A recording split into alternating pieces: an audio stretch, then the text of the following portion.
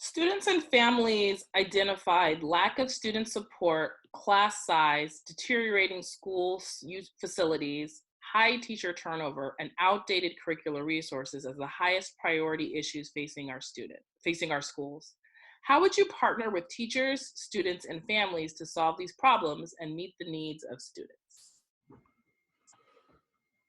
One thing that I remember from my times in high school was when the site-based management teams were introduced at the school sites. That platform opened up an opportunity for students and parents and teachers to engage in a really good conversation and dialogue on what was needed for that campus, for their education. And more importantly, given the providing parents and teachers and students an ownership of the education being provided at their school sites.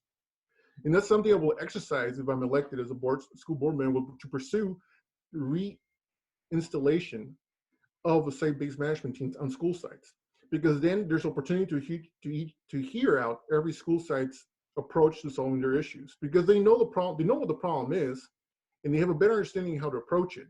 But we need to provide that community voice an opportunity to voice out how they will go about it.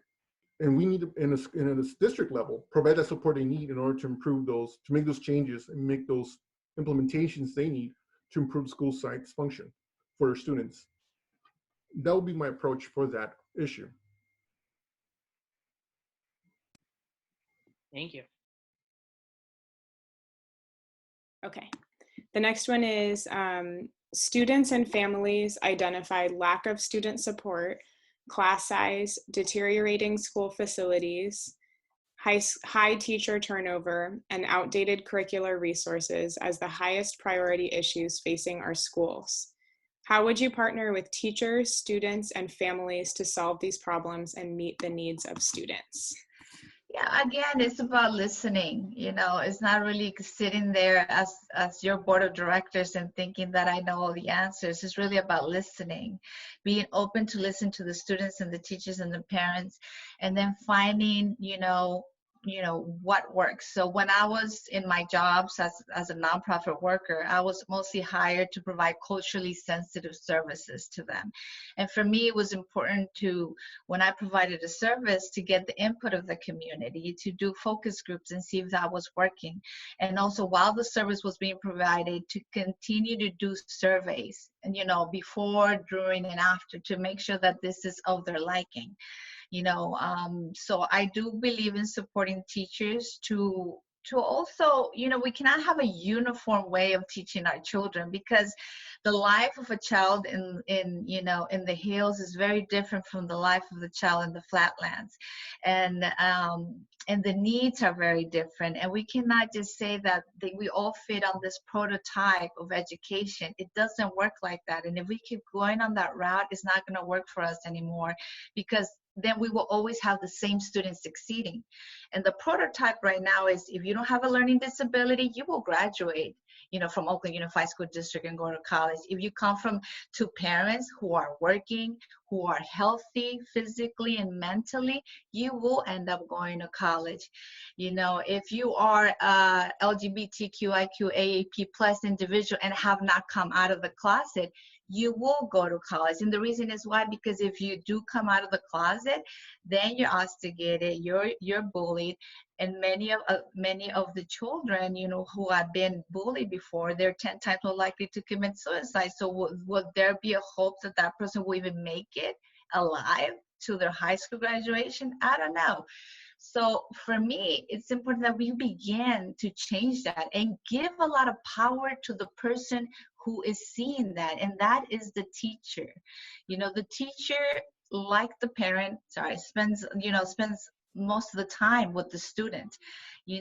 Sometimes during Monday to Friday, it is the teacher that's spending more time with the students. So it's important that we listen to what the teacher feels that this classroom that she's teaching will benefit most.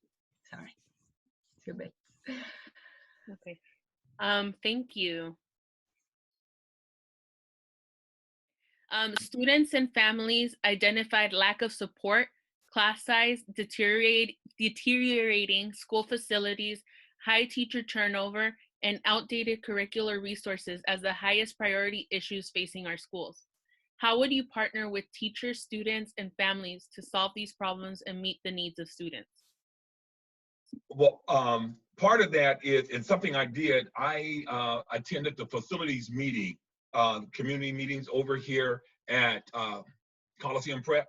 I attended those meetings, and I felt like I had to be a voice for the parent, because we had an OUSD personnel who was presenting information, and this parent asked a great question, but the question was never answered. So I think I would look at myself as being a board member as being the voice for those who are traditionally voiceless, or whose voice is not even accepted or acknowledged. So I had to actually say, "I'm sorry, sir, but I don't think you answered her question." So that's the type of thing that I would do, because I think it's really important. And I said it before, it's sort of tangential. I said it before that equity has to happen. And unfortunately, many times people who cannot voice their opinion are not heard, or they're not even given the opportunity to be heard. And so someone has to stand up and speak for them. And so as a participant, I would actually, as a board member, I would actually help to be the voice for a person who tries to articulate something, but then they're just sort of rolled over and they're not even acknowledged. Thank you.